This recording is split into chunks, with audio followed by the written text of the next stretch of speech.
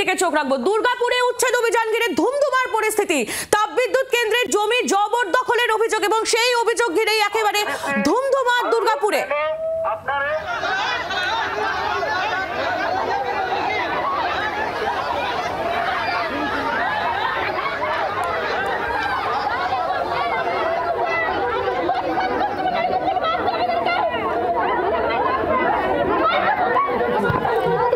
দুর্গাপুরের ছবি তুলে ধরছি আপনাদের সামনে এই মুহূর্তে। দুর্গাপুরে উচ্ছেদ অভিযান এবং তাই ঘিরেই ধুমধুমার পরিস্থিতি। এলাকায় ইতিমধ্যেই পুলিশ গিয়ে পৌঁছেছে। তাপবিদ্যুৎ কেন্দ্রের জমি জবরদখলের অভিযোগ করছেন সেখানকার বাসিন্দারা। পুলিশের সঙ্গে বিতণ্ডাতেও জড়িয়ে পড়েন তারা। সেই ছবি দেখুন।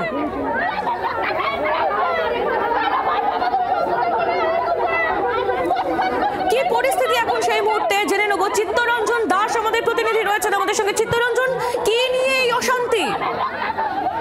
দেখো, প্রায় বছর খানেক ধরে চলছে এই জমি দখল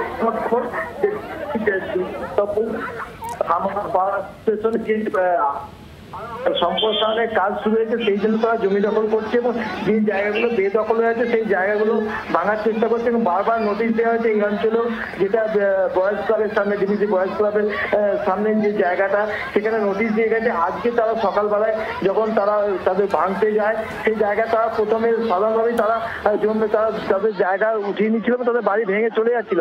হঠাৎ করে অরিন্দম নামে তারা যে জমি উচ্ছেদ যে কমিটি আছে, সেই কমিটির তারা এসে তারা কমিটি কর্তৃপক্ষ ডিবিসি কর্তৃপক্ষের কাছে সময় চায় কিছুদিনের জন্য এবং সেটা রাজিও হয়। 2 তারিখ পর্যন্ত তারা পারবো না বলে যে তাদেরকে 2 তারিখের মধ্যে উঠে যাওয়ার কথা হয়। কিন্তু হঠাৎ করে বেশ কিছু এলাকাবাসী তারা বলে যে বাইরে থেকে লোক এসে কেন তাদের এই এখানে মাথা ঘামাচ্ছে বলে শুরু হয় ঝামেলা এবং বচসা থেকে মারধর শুরু হয় এবং হাতাহাতি শুরু হয়। সেখানে আমরা দেখতে পাচ্ছি এখন পরিস্থিতি ঘটনাস্থলে পুলিশ রয়েছে, পরিস্থিতি এখন শান্ত আছে এবং এই ভাঙা আপাতত বন্ধ আছে।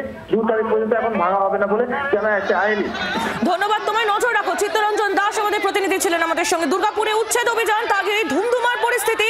তাপবিদ্যুৎ কেন্দ্রের জমি জবরদখলের অভিযোগ এবং সেই অভিযোগ ঘিরে উত্তপ্ত হয়ে ওঠে পরিস্থিতি। ঘটনাস্থলে গিয়ে পৌঁছেছে বিশাল পুলিশ বাহিনী।